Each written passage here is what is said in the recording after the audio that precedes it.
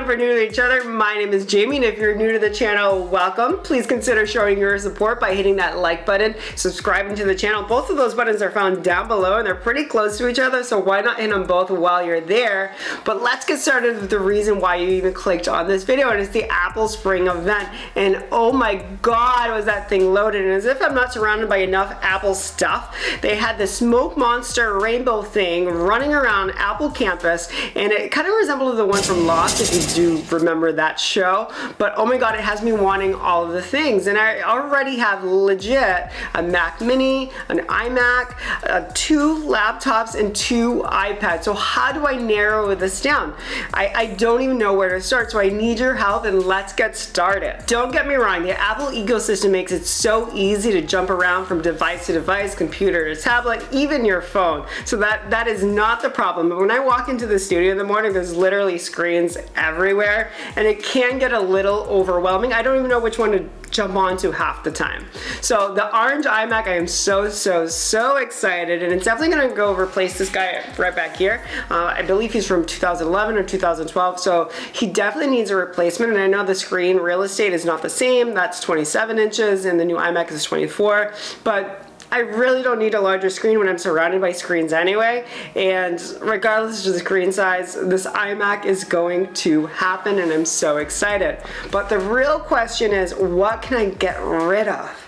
But for a little more information on the new M1 iMacs, it now comes in 7 color options with matching keyboard, mouse, and your option to add on the trackpad. But what I'm most excited about is that 4.5K Retina display and 1080p webcam. And along with that, they say it has studio quality mics that'll help reduce any feedback or any background noise if you are on a call, as well as a new jam-packed surround sound speakers. They say that it has 6 speakers. That's sure enough to fill this room, so that is so cool.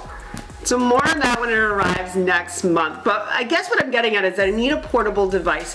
So do I ditch the 16-inch MacBook Pro while the resale price is relatively decent? I mean, I know the new MacBooks are eventually coming, but they're not here right now.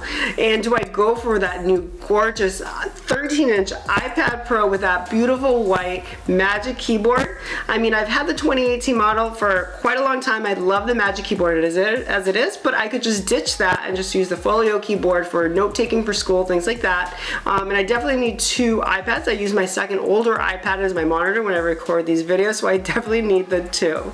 A factor in my productivity on the go is the webcam, and we all know the webcam system of the MacBook is pretty terrible.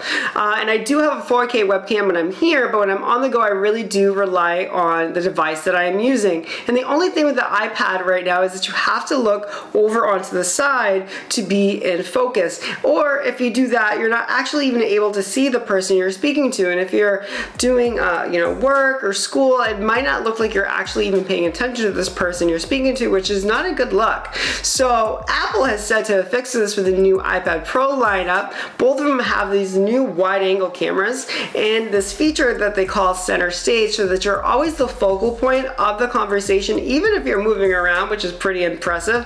Why they didn't just put the camera system right in the landscape mode, especially since it's a higher price item and they really pitched the Magic Keyboard to go along with it, who knows? But if this center stage really does solve the problem, I'm really excited to try it out and to see it for myself. I don't even know how many minutes into this video, and I still have no idea how to minimize my Apple fanboyism in a way that will still allow me to be productive at work, at school, and for pleasure. So if you have any suggestions on what I should keep, what I should ditch, and aside from that orange iMac, what I should get, please let me know in the comment sections down below. And if you want to find out what actually ends up happening, you're going to have to subscribe. So please consider doing so. And until then, I'll see ya.